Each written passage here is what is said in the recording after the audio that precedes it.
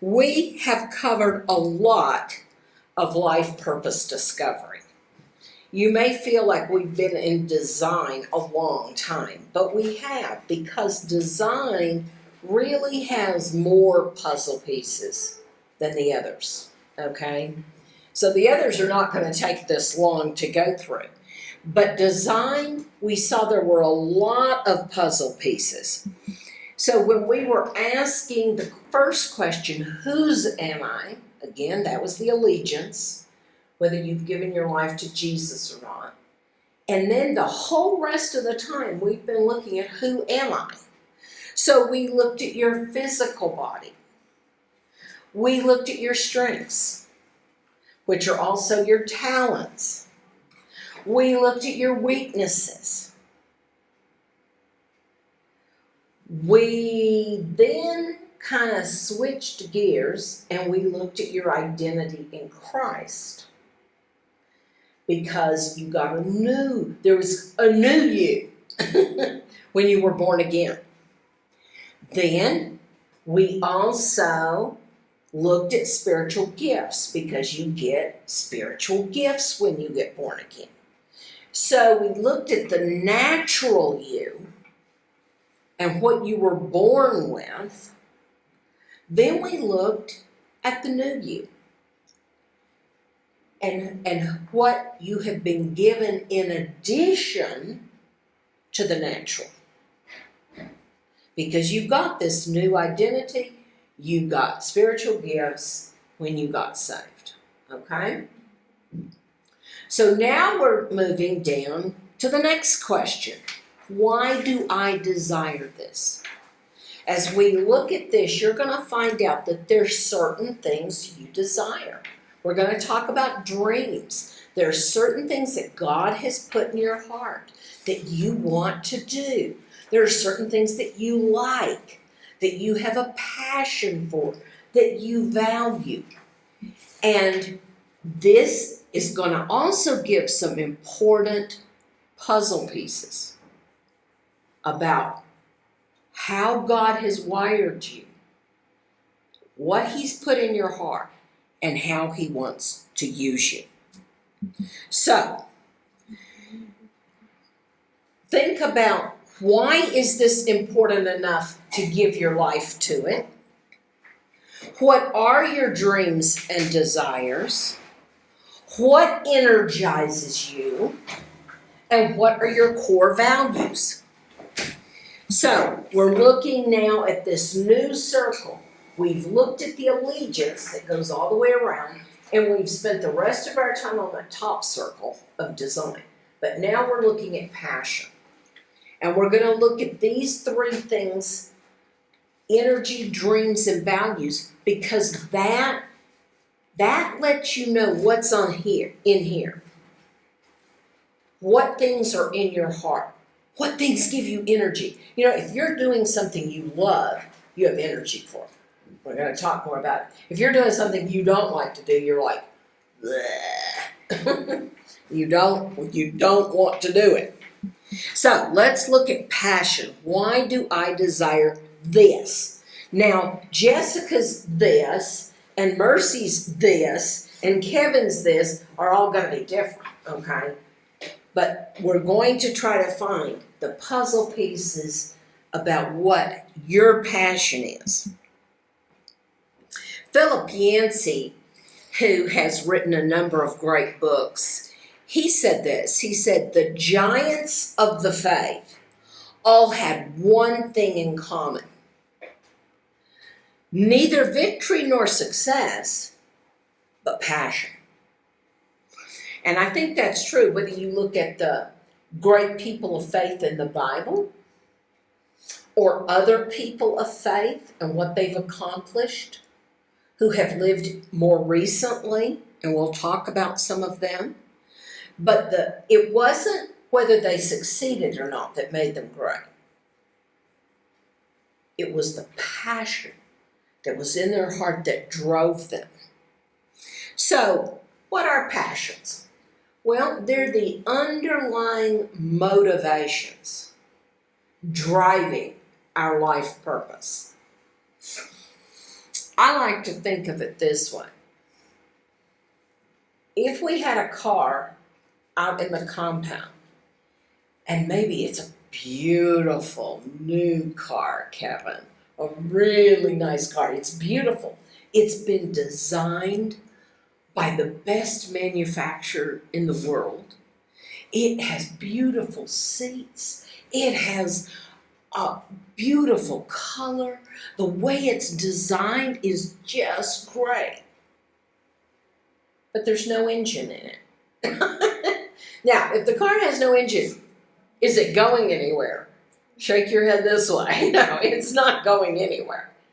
Well, we've looked at design. We've looked at how God's designed you, how He's designed you in your body, in your personality, your strengths, your weaknesses, your talents, and then even the additional things He's given you by the Holy Spirit when you got saved, your new identity, your spiritual gifts, both functional and manifestational.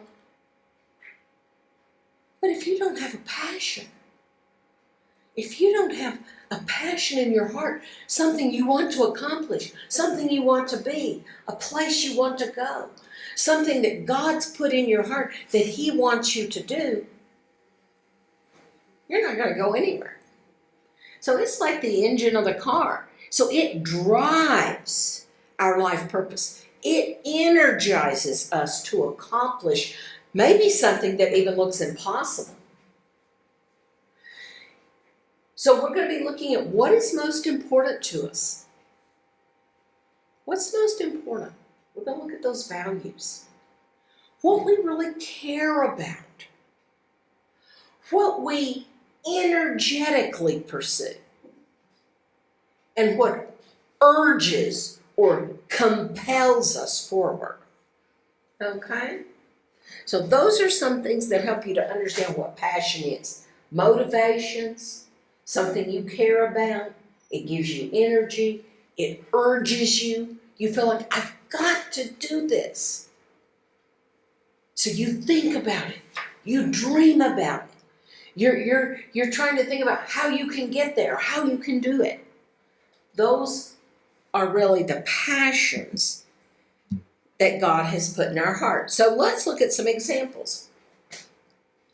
I know some of you have watched the movie Amazing Grace. Do you remember that movie? Jessica does. I don't know if Kevin and Mercy have seen it, but it's about William Wilberforce. And he was a Mzungu. He was a white man in England many years ago, about 200 years ago. But he saw how the ships were coming here to Africa and stealing, kidnapping black people, and then taking them to England, to America, to other countries, and making them slaves. They were sold like they were a cow. They were beaten. They were forced to work. Husbands and wives were separated from each other. Children were taken from their parents and sold to different people. And he saw that. And he said, that is wrong. He was a Christian. He said, God has made black people just like He's made white people. And they should not be slaves. And so he wanted to see slavery outlawed. Now, today we go, well, duh, of course it's wrong. But you see, the people at that time thought, no, it's normal. Those people in Africa, they're just living in grass huts and shooting with bows and arrows. They don't have a life anyway, so we can take them and have them as workers. They didn't see anything wrong with it. They didn't even think black people were people. And it had been going on for so long. I think slavery, if I'm not mistaken, I think slavery started in the 1400s by the Portuguese, either the Portuguese or the Arabs. There's kind of a controversy on who did it first. So it had already been going on for several hundred years. So it was normal. So, and people were making a lot of money. They were making a lot of money selling black people. And a lot of the big farms in America and in other places, they needed many workers. Well, would you rather have workers that you have to pay money to, or would you rather have free workers? So they did not want to give up their slaves. William Wilberforce spent his whole adult life. I would have to look it up on how many years. I think it was like 30, at least 30 years. He was a PM. He was in Parliament. And he would get up and he would give speeches and he would say, this is wrong. And they would just laugh. He did it. Can you imagine doing that for 30 years? And you just keep telling people it's wrong. And you keep telling people it's wrong. And you keep telling them it's not right. And they laugh at you. He got very sick. He almost died. But you see, he had a passion. What if he hadn't had a passion for it? What if he had said, well, I tried. 1 year I told them it was wrong. They didn't listen to me, so what if he'd given up? But after all those years, they finally passed a law saying that slavery was wrong, that it was wrong. That passion, you see, God put that passion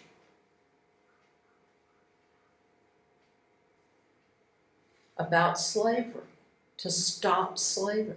God put that in William Wilberforce's heart. And it drove him year after year after year to keep fighting until finally people listened. Here's another one. That was a passion really for justice, because slavery was unjust. It was not just for the black people. What about mercy? Mother Teresa, you've probably heard of Mother Teresa. Do you know who Mother Teresa was? Mother Teresa was a Catholic nun. And she actually had come, I believe, if I'm not mistaken, I think she had come from a pretty rich family. But when you become a nun, you say goodbye to your family, you leave, you don't take any clothes, you don't take any money, you leave those things behind to serve the poor. And she had mercy for the poor people in the slums of Calcutta, India. People who were dying, people who were sick, who were so poor. Many of them were prostitutes. And she gave her whole life. I think she worked there it was closer to 50 or 60 years that she spent her whole life then serving those people. Well, why would you do that? Why would you go and live with the poor and suffer and starve and try to help all these poor people that are probably going to die anyway? Because God put it in her heart. God put it in her heart. You see, without passion, we're never going to engage the purpose, the mission that God has for us and see it through. Because it's not easy, okay? We're not talking about, I want a nice job and a big car and a big house. And no, we're not talking about something for you. We're talking about God using you also to bless somebody else. Why am I in Kenya? This isn't easy compared to the life in America and being with my family, my kids. Why would I stay here? They keep saying, okay, you've been there long enough. Now come back. Come back. No, because I have a passion for you guys. I have a passion for the Form 4 grads. I want to see you helped. I want to see the life that you're going to have. So I'm pouring into you. Okay? So It may be that you're laughed at. It may be that you're poor. It may be opposition. It may be struggle. It may be years of hard work. There's all kinds of things when you look at the people and how they have served God. Many times they've been killed, even while serving God. You know, missionaries who first came to Africa, I have it easy. You know, now there's airplanes, there's email, there's Zoom. I can even see my kids and my grandkids on Zoom. But when missionaries used to come to Africa, do you know how they came? Do you know how they packed their clothes?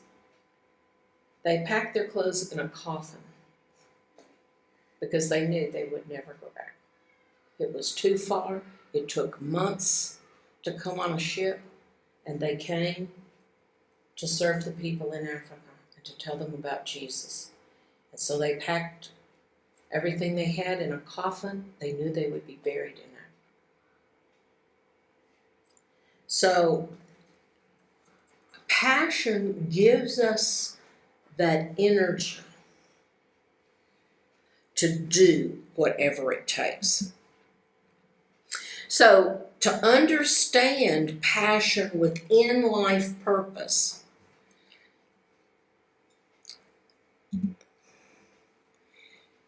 this one's hard to read. I'm not sure what happened there. But they provide the drive to overcome obstacles. There's going to be obstacles. Nothing you do for God is going to be easy and you just go out and do it. There's going to be obstacles. But that drive is going to help you to overcome those obstacles. Passion is going to also align with your values. So this is what energizes us. You're missing that heading. I don't know why it's not showing. Let me see if it, okay, there it's showing on that one. So passions motivate and energize us. But passions also have to align with our values. You're not going to give your life for something you don't believe in. You're not going to struggle or fight for something that has no meaning for you. You know, values are what we hold most deeply. They're the things we care the most about. And dreams are a window to the heart. Now, we're not talking about sleeping dreams, okay? We're talking about those the things you dream about doing or going or being, or maybe it is an injustice that you see in the world and you want to see life change.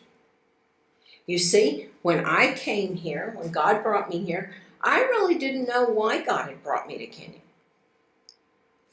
I preached a lot of places and I wrote some books and I taught some pastors and did conferences and I did some of those things. But you know what?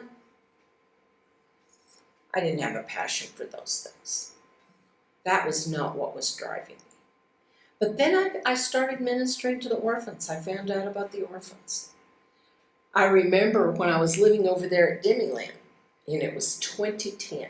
It was October. I even remember the month. It was October of 2010. And two girls from America, Amy and Brittany, had been ministering in Kibera, and they got sick and they needed a place to stay, so they came and stayed at my house. And so they were only there, I don't know, a few days, maybe a week. They weren't there very long. And one day they said they were going to take photos. They were going to do photography and interviews at an orphanage. Did I want to come along? Well, I wasn't doing anything, so I said, sure, I'll come. I had never known an orphan. Well, that's not true. There were people in my family who were orphans, but they had been adopted when they were a baby. In America, we don't have orphanages because when the parents die, either the aunt, the uncle, the grandmother, someone in their family takes them. Or they're put into foster homes. So they're put into different homes with people. But there's not an orphanage. There's not a place where many orphans live. They used to have those in America, but they don't have them anymore. And so I had never been to an orphanage. And when I went that day, it wasn't in Cabarrus. It was on the other side of town in Haruma. But I went to Joy Divine and I saw how these kids lived. And really, they had a nicer place than many orphanages I've seen since then.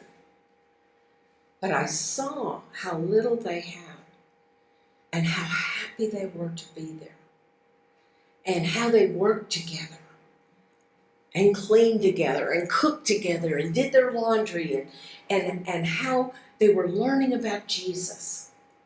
And it really, really struck my heart.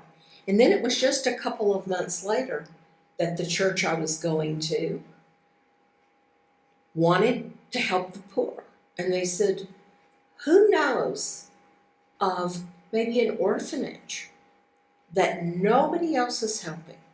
That, they don't have lots of money and lots of people from America. They really don't have anything. And so I think some of you know Pastor J-Mo.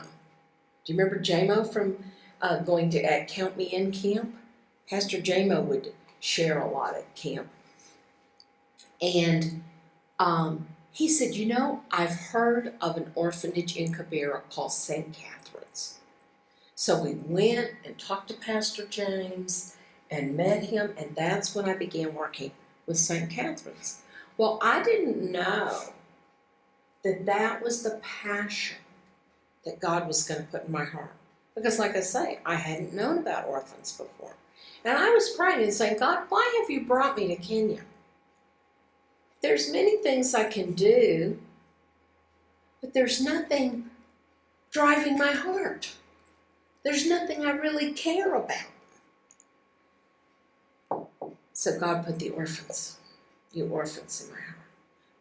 And at first, it was getting sponsors for you and helping you go to school and having enough food and those kind of things. But as you grew up, every year you guys got taller. And so it was about 5 years ago. So you can think of how old you were then. It's about 5 years ago. Then I thought, these kids are getting big. And the whole drive, the whole vision of helping you had been to just help you get through Form 4. Help you go to school so you didn't drop out of school. So you had enough food. You weren't sick. You were alive. But you were getting bigger. And so it was about 5 years ago that I said, well, God, what happens when they finish Form 4? Nobody had talked about that. Joy Divine hadn't talked about it. Pastor James hadn't talked about it. Nobody was talking about what next. And so I asked Pastor James, I said, well, what happens when they finish Form 4? And he said, well, by law, they have to leave the orphanage. They can't stay here. They have to leave and go. I said, go where? Where is it they're going to go? And do what? Well, they'll have to go find work. I said, find work? They haven't learned anything. I mean, you don't have enough skills. You don't have enough knowledge of anything. You don't have any marketable skills when you finish Form 4. Who's going to give you a job? If you get any job, it'll just be kidogo. Barely. You'll barely be eating and staying alive, and you'll live in the slum forever. I said, that's not right. So that year I began praying about it. So I was praying about it for like 1 year, thinking of, well, what would you do? Where would you live? How would you work? How would you get more schooling? And that's the point I was at of praying about when Nana died, my mother. When my mother died, and I said, and here was all of her furniture, here were all of her things.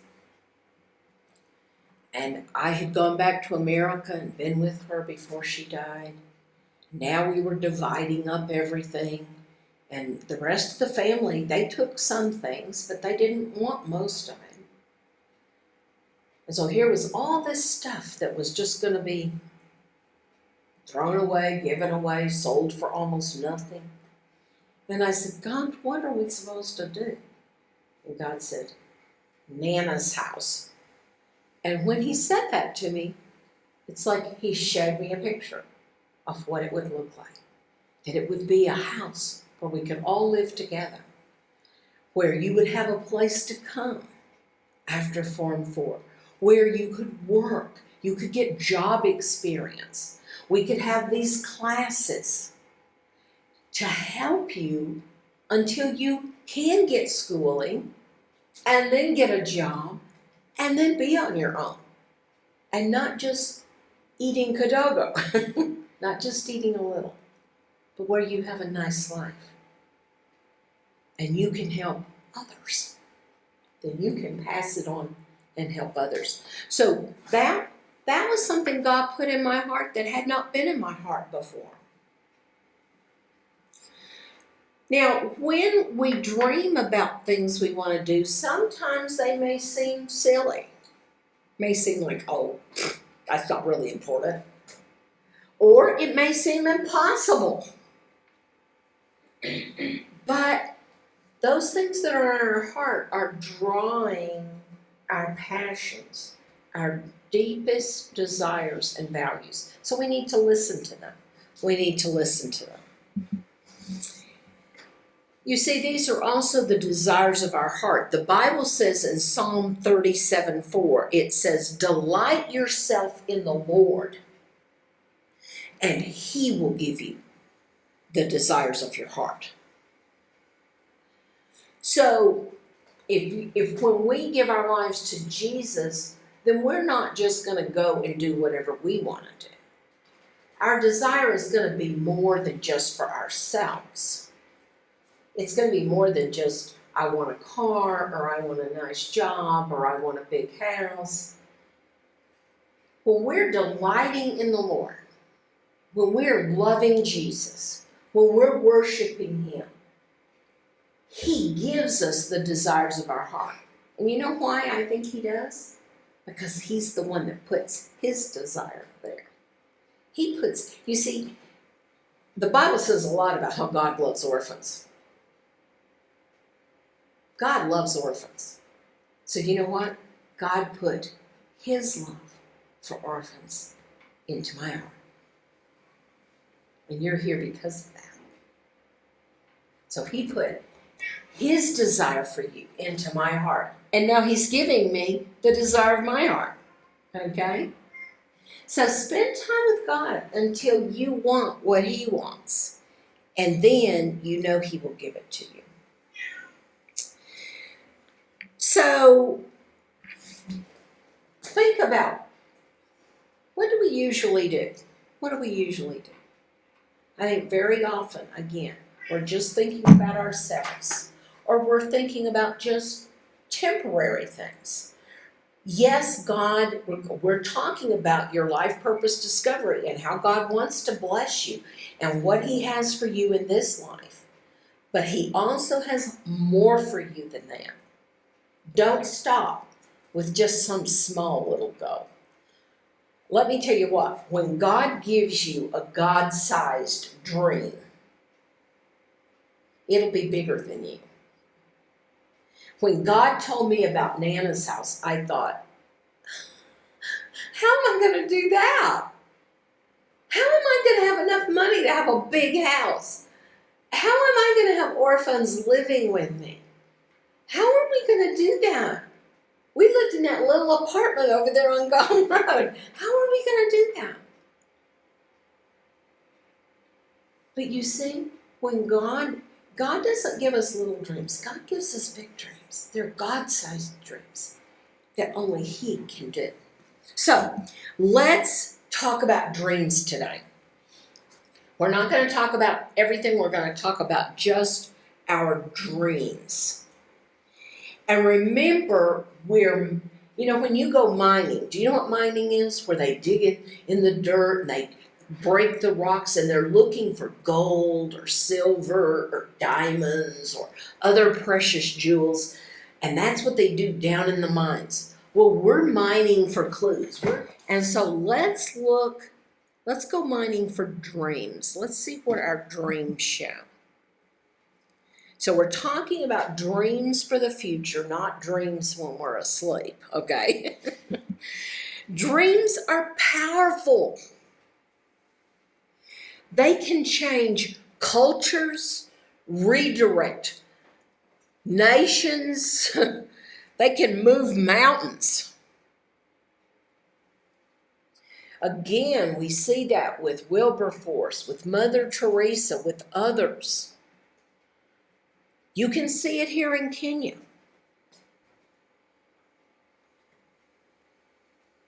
Kenya was under British rule. Mzungus ran the country. Mzungus had the power. Mzungus took the land. Mzungus had the best jobs. And Kenyatta and other freedom fighters said, we want to have our own country. We don't want to be ruled by England. We want our own country, right? They had a dream. What if they hadn't? What if they just said, oh, well, this is the way it is? Then England would still be running Kenya. Dreams also animate. That means that it brings to life our hearts with passionate energy. It spurs us into action.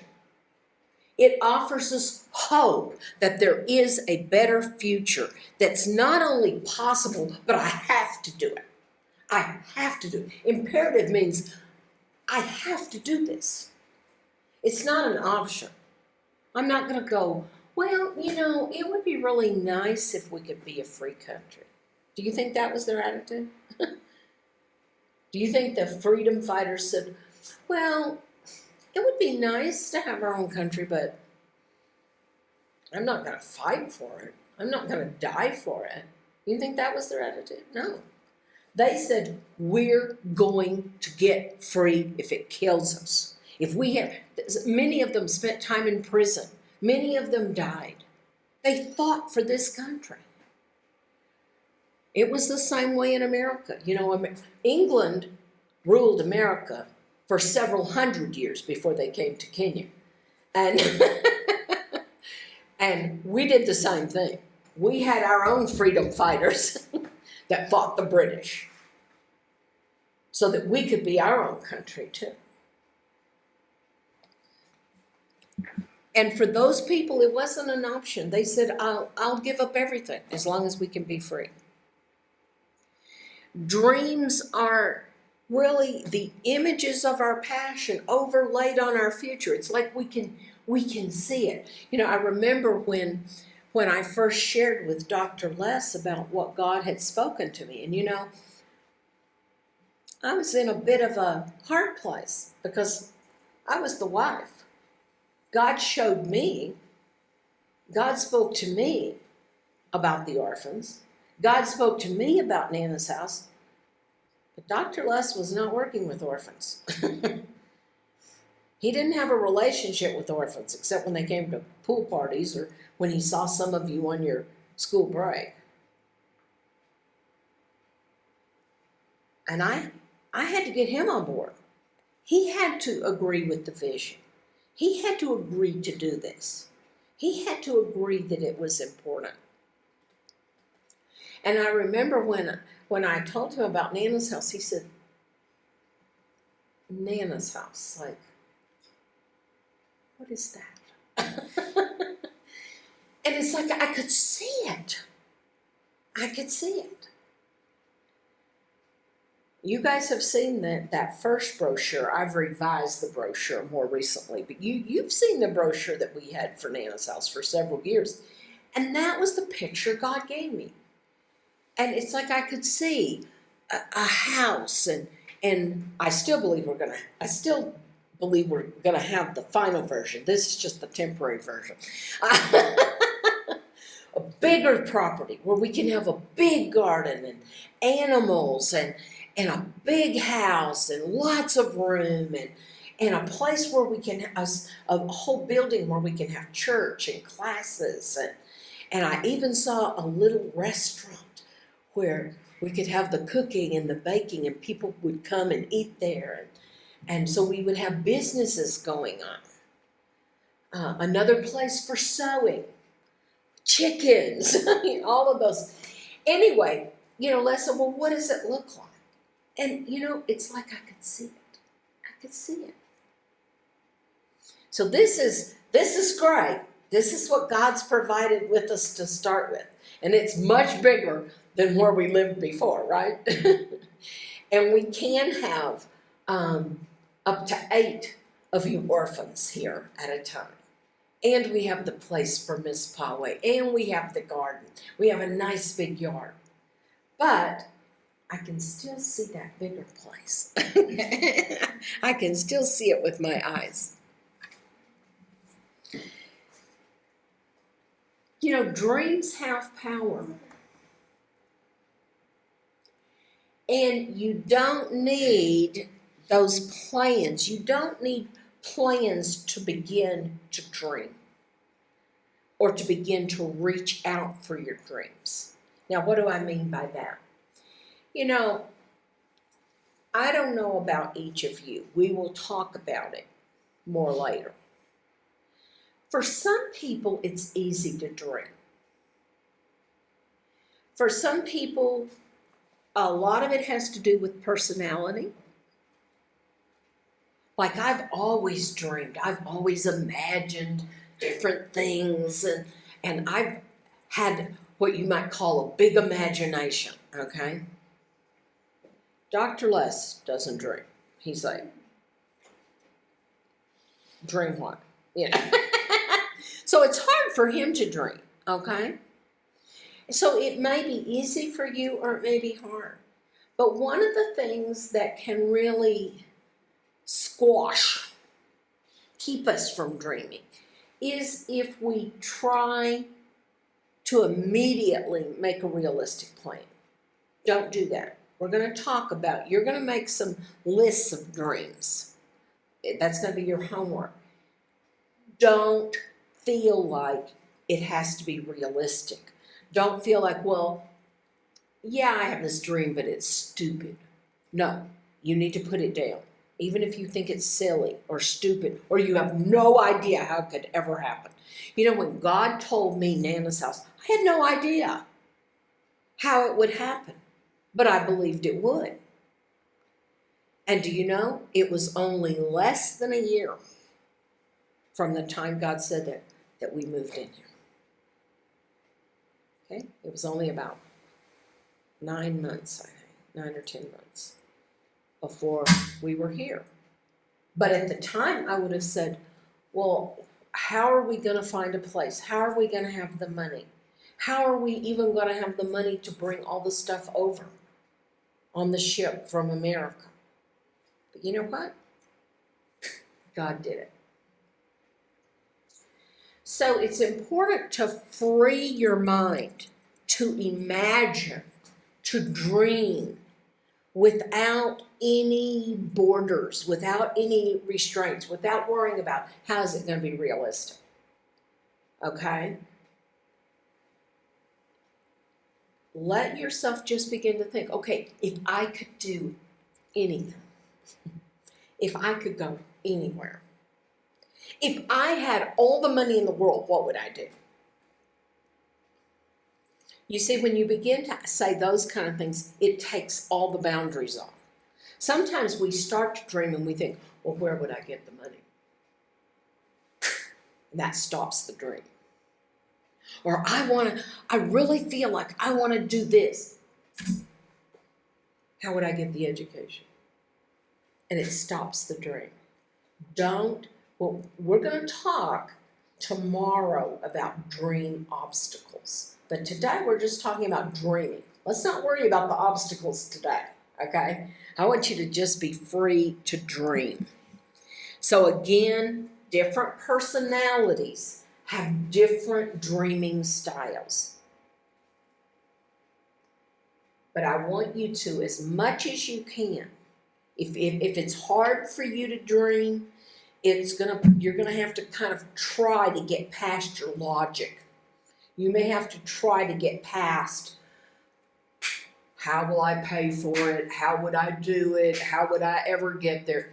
You may have to say, okay, I'm just, Twyla said, don't think about that. So I'm just going to dream. Because it's easier for some people than for others. Dreams are visual images. You know, visual images affect us more deeply than just words. In my mind, I don't have just some words about, I'm going to help Form 4 orphans who have finished Form 4 to get their education. It's not those words. I have a picture of you. I have a picture of you when you've finished Form 4 and you've gotten some more training, you've gotten some more skills. That picture, you see, I'm envisioning that dream. I'm envisioning the land we would be on. I'm envisioning that God can provide all of that so we can help lots of kids. And dreams also, again, are going to resonate. Resonate means it clicks, it's in harmony.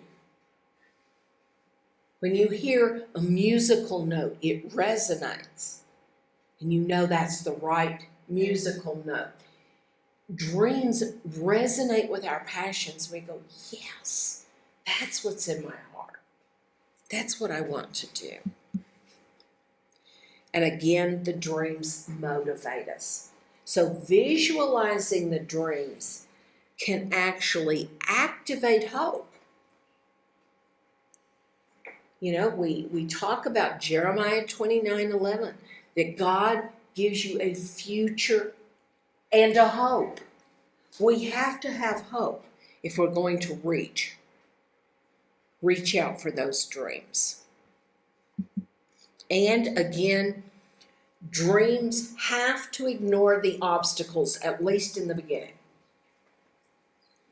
Not knowing how to dream that a dream will happen is immaterial. How is it going to happen? I don't know. But let me tell you what, if God's the one that puts the dream in your heart, it's going to happen. God, I tell people say, well, how did you think of Nana's house? I didn't think of Nana's house. It wasn't my idea. It wasn't my idea. It wasn't something I thought of. God put the idea in my heart. Now, if God put the idea in my heart, do you think He's going to do it? Yeah, He's going to do it. So not knowing how it's going to happen, that's immaterial. It may happen in a year. It may happen in 10 years. It may not happen, like with Wilberforce, you may have to wait 30 years or 40 years for it to happen. But the dream is still worth pursuing. We're following God and we're doing what He wants us to do. Dreams also really connect us to heaven, because they in our dreams, you know, there's a lot about life that isn't good. There's a lot about life that isn't pretty. You guys know that.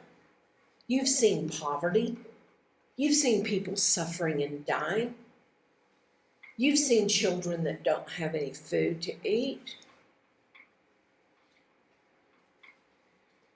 But these dreams that God puts in our heart, it connects us to heaven. We begin to see a better world, an ideal world. How can we make this world better? How can we make the living situation for orphans better? Or whoever it is that you're going to be ministering to and helping.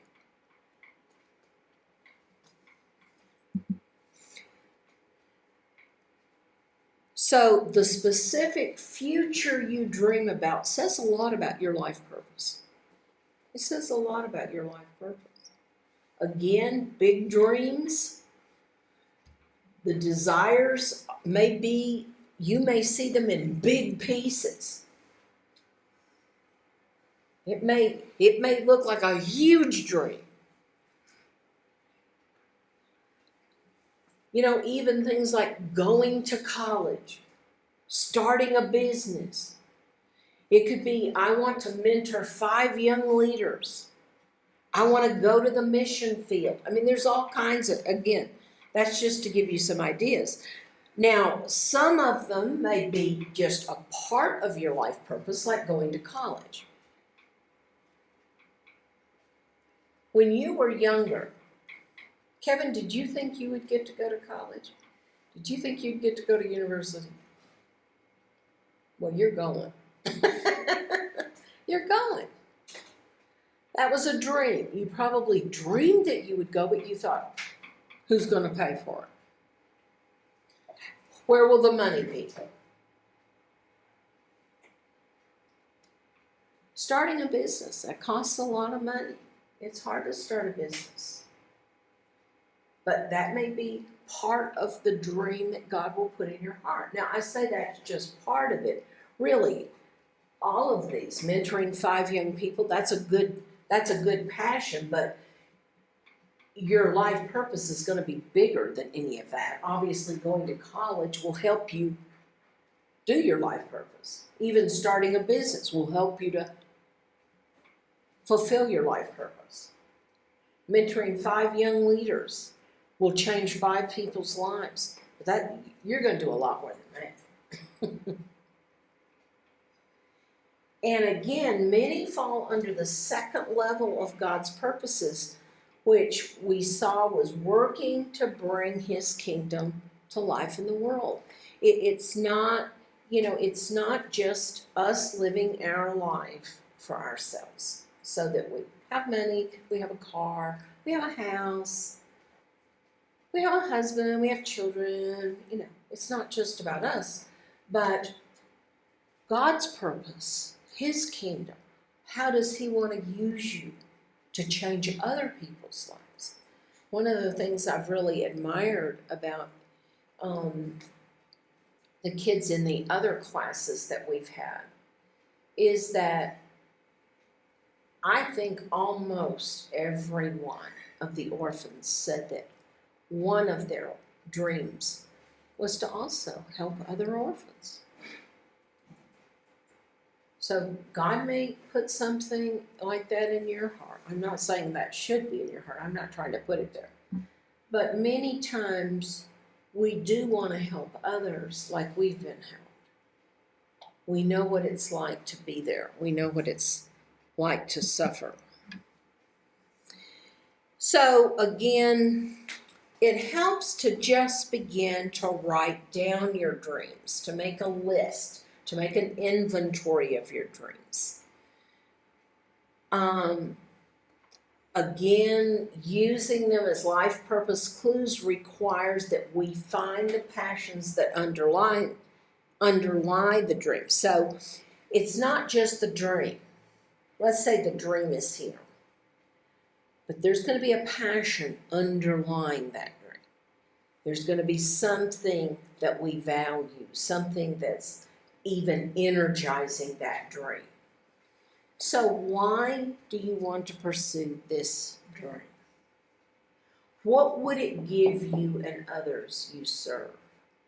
Why this and not something else? So let me answer those questions for me to give you an example. Nana's house is not a dream by itself. It's not just that I wanted to have Nana's house. What's the passion underneath? You know, I think ever since I got saved, I have really wanted God to use me, to change other people's lives. God was so good. I shared with you how God changed my life, how God has blessed me. But I've always wanted God to use me to change other people's lives. And He has. I mean, I've taught thousands of people around the world. I've served in a lot of different churches. I've mentored leaders. I've helped women who were going to have abortions to not have abortions and to keep their babies. I mean, I've done a lot of things that I think I've led people to the Lord so that they gave their life to Jesus. I mean, I've done a lot of different things, but I believe that God brought me here to see your lives, your lives and other orphans' lives. Not to just help you get through Form 4. There's a lot of people giving money. There's a lot of sponsors in America who give money to help little black African children go to school until they get to through Form 4. And then what? So I feel like God has given me a vision. He's given me a vision for that. And that drives me. That empowers me. I want to see you blessed. I want to see you grow up. I want to see how God's going to use you. Why this and not something else? I'll be honest with you. This is the only thing that's motivating me. I don't know. It has filled my heart. It has filled my heart.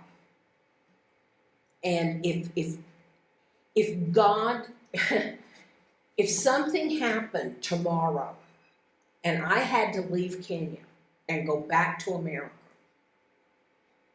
I think I would die. I think I would just die because there's nothing else I want to do. There's nothing there I want to do. So you're going to be looking at what God is putting in your heart. So let me give you your homework papers.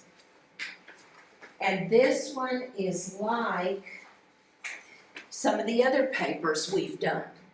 Your homework is just that top part. Just that. Not energy, not values, okay? You're going to study just on discovering your passions. Now, I gave you 10 spots to list dreams, but if you have more than 10, then you can just write them on the back of the paper, okay? Now, let me tell you, when this exercise has been done with other people, they had to list 100 dreams. But I'm only making you list 10, okay? So you've already got it easy, okay? But you can list more. If you have more than 10, just turn your paper over and start numbering 11, 12, 13, 14, okay?